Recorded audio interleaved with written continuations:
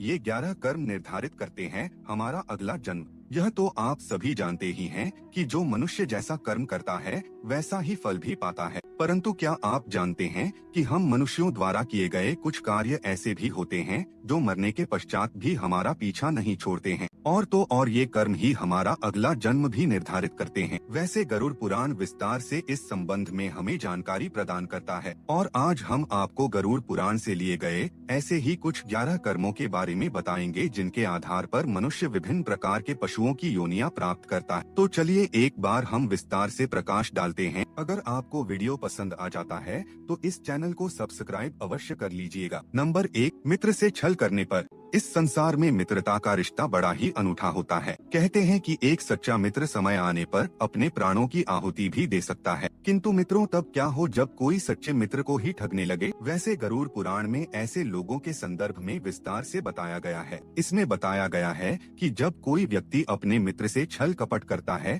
तो मृत्यु उपरांत उसे नर्क तो जाना ही पड़ेगा, साथ ही साथ उसका अगला जन्म पहाड़ों पर रहने वाले गिद्ध के रूप में होता है। उसे मरे हुए पशुओं का सड़ा गला मांस खाकर जैसे तैसे अपना जीवन यापन करना पड़ता है। नंबर 2, धर्म का अपमान करने पर। मित्रों, इस संसार में आपको कई ऐसे व्यक्ति मिल जाएंगे जो अपने धर्म के साथ साथ दूसरे धर्मों का भी समान भाव से सम्मान करते हैं। वहीं कुछ लोग ऐसे भी होते हैं जिन्हें दूसरों के धर्मों से तो चिढ़ होती ही है, परंतु वे अपने धर्म को भी हे दृष्टि से देखते हैं। ऐसे लोग पुराणों में लिखी हुई बातों को नजरअंदाज करके अपनी अल्प बुद्धि का परिचय देते हैं। इन लोगों के संदर्भ में गरुड़ पुराण कहता है कि मरने के पश्चात इन्हें नर्क तो मिलेगा ही साथ इनका अगला जन्म कुत्ते के रूप में होगा। ये श्वान अपने स्वभाव के कारण गली गली में भौंकते रहेंगे, परंतु न तो इनकी कोई बात कोई गौर से सुनेगा और न ही कोई प्रतिक्रिया व्यक्त करेगा। फिर जब इन्हें अपनी भूल का आभास होगा तब जाकर ये अपनी श्वान की योनि से मुक्त होंगे।